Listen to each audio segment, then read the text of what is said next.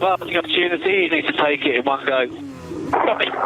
Whoa, and there comes the passing opportunity straight away for Alex Dunne. He was given the orders to do it, and he followed them straight away. And Browning now goes down the outside and says, thank you very much. Good pressure driving, and now Dunne is going to go down the inside there of Fornaroli. A costly mistake for Fornaroli made at turn 22. Second of the Red Bull Juniors. Yeah, they're going to be side by side. There's Dunne and Ollie Goethe getting together.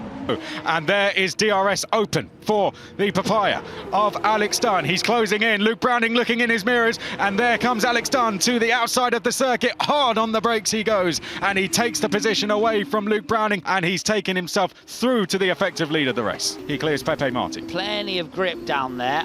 Marti sees him coming, recognises that Dunne is not the driver that he's racing today, and a little bit of extra space given there, look, on the outside. We've got way more pace than the hard compound runners expected, and for sure now to the inside of Miney for P4. It's just a matter of when, not if, it seems now, with the pace that Richard Verschoor is showing, and Alex Dunne is right with him. Down the inside he goes to take 5th place. Ever so slightly, they can't quite make those big round the outside moves anymore. They're having to work for it a little more in the later laps of this one.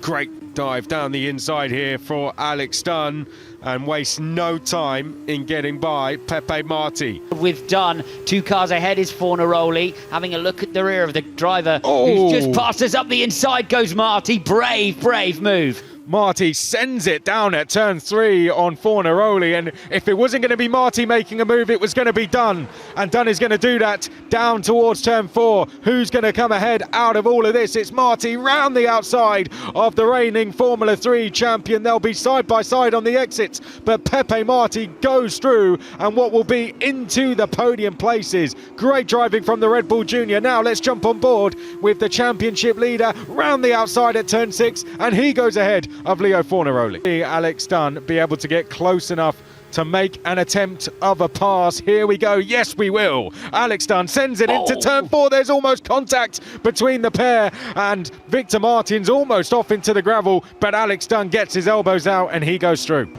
Here comes Dunne down the inside of Roman Stanek. Big lunge from the Irishman, and he's through. Alex Dunne makes a place on Roman Stanek. That could be crucial. Pepe Marti is now just up the road. That could be the driver he's fighting for in the lead later in the race. Look at that as they head down the Kemmel Straight. So much jeopardy for Alex Dunne, who needs to try and clear him. Looks to the inside. And Ollie Goethe does not need to get out of the way. He's effectively leading the race. Yes, he hasn't done his pit stop, but there's no need for him to get out of the way, and Alex Dunne is looking to the outside, and Malmedy furiously trying to get by, and that gap to the left on the timing tower will start to shrink. It's come from 1.9 to 1.6, and Alex Dunne trying to find a gap at the Brussels hairpin, but he can't get through, Alex. Climbs the curb. The frustration must be huge for Dunne. The grip differential's there, but he can't make it work. Nothing around the outside of turn 9 either. And look how Stanek's closed in. 1 second only now the gap around the outside of Pouon once more, and Goethe continues to defend. Alex Dunne side by side round the outside of Pouon. What a move, and that was crucial for Alex Dunne in terms of his championship, in terms of going for this race win. He needed to do that move. It was round the outside for the race lead, and he has cleared Ollie Goethe.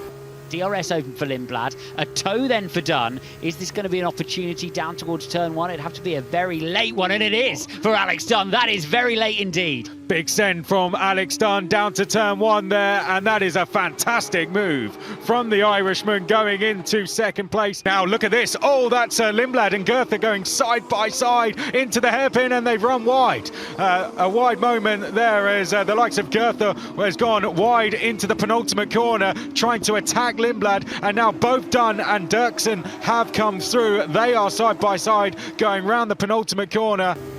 Dunne then makes the move down to the inside in a battle that's raged throughout this race. It is. Him and Dirksen have been going at it ever since we started this race, and it's now Dunne back ahead just up the road from this.